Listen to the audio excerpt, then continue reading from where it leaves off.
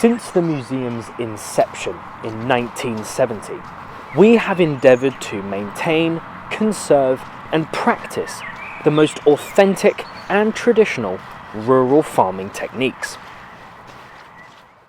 I met up with Andy Robinson, our farming and livestock interpreter, while he worked with the horses to find out more. We're sort of trying to demonstrate the golden age of horse-drawn mechanisation, which is sort of pre and post World War One. That's when after World War One, obviously we started to get partial mechanisation into the country, but we were still tremendously reliant on horsepower. And obviously before World War One, it was almost all done by horsepower. And that's the sort of area that we're trying to demonstrate.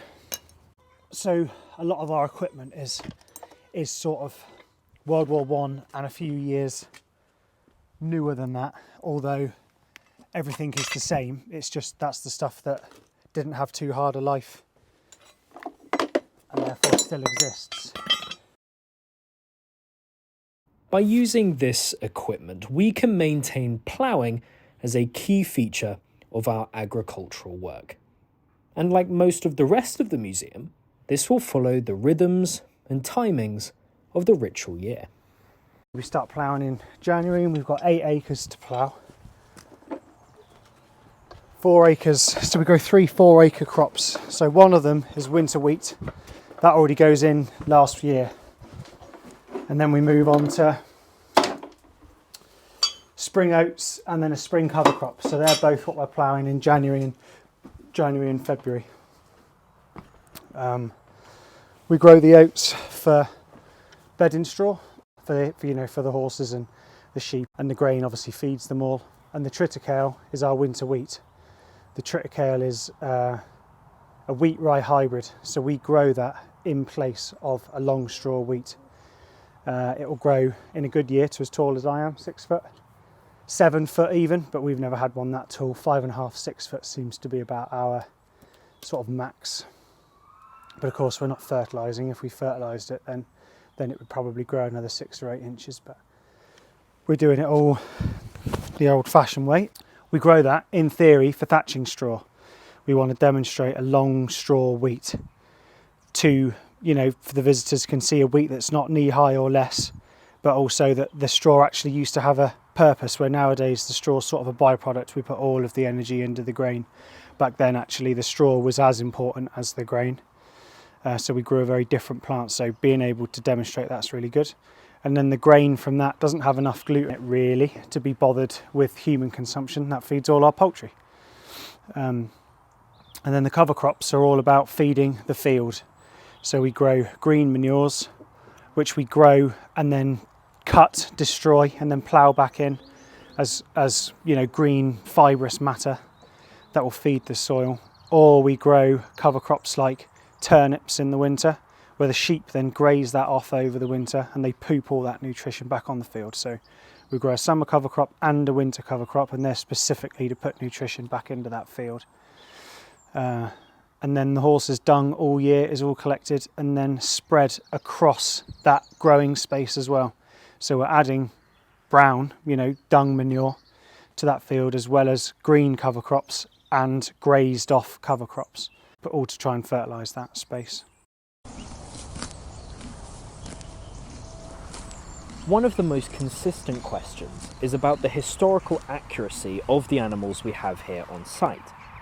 Now, unfortunately, a lot of those truly historically accurate breeds of sheep or horses have faded into non-existence over time. So with the animals that we have here, we've endeavoured to choose the most locally accurate, locally consistent animals, and those that give the best sense of the animals they would have had in the time periods we represent. We use Percheron horses to do all the farming here. I suppose traditionally the horse of choice would have been a Shire, but the Shire horse has just changed so much now. We like to use the Percheron. because they're still just so fit for the job. Nice big proper workhorse, which is, you know, important to us because the horses do all the farming here. They'll work a 40-hour week when they need to, and we're fortunate we've got a few extras that they wouldn't have had in the old days, so the horses get to do a little bit less work each a week. Obviously we've got 4 Persia on. The youngest is 6 and the oldest is 15. We don't push them as hard, and in the quiet times back in the old days they'd have gone and found another job for them to do, go pulling timber or delivering stuff up and down the roads or whatever it might be, keep that horse earning money, where ours get to have a nice rest, which is nice. We've got a whole bunch of chickens and they're just good comedy value really. We got a little breeding flock of Southdown ewes, so we've got 6 ewes. Last year, for instance, we had 11 lambs. Those lambs will all be being moved on. We're lambing again in April, so those 6 will have a whole bunch of new lambs. The museum got a little apiary of bees, and they just do their thing. We've got them really for biodiversity on the site, opposed to claiming honey, so we leave them as much as they need. We're not worried about taking all their honey off of them, but they're run by volunteers, which is great. They're a lovely little self-running concern in the orchard. And then to top it off, we've got the old yard cat.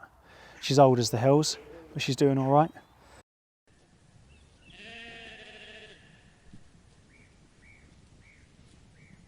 And of course, tending to the land is a year-round endeavour. So that year looks from about January through till about October. We plough in January, February, and then you're drilling in February and March. And then you move on to paddock maintenance in sort of March and April. And then May, if we're lucky, May can be quite a quiet month for us, a bit of a rest month. June moves into cutting hay. July moves into harvest. August tends to be harvest as well. With any luck, we'll have a second hay crop in between both. Then we'll haul in for the ricks in August, thrashing in September, and then ploughing September, October for the winter wheat. So then November and December tend to be quieter months. That's our plan really, is to have November and December, half of November and December is quieter.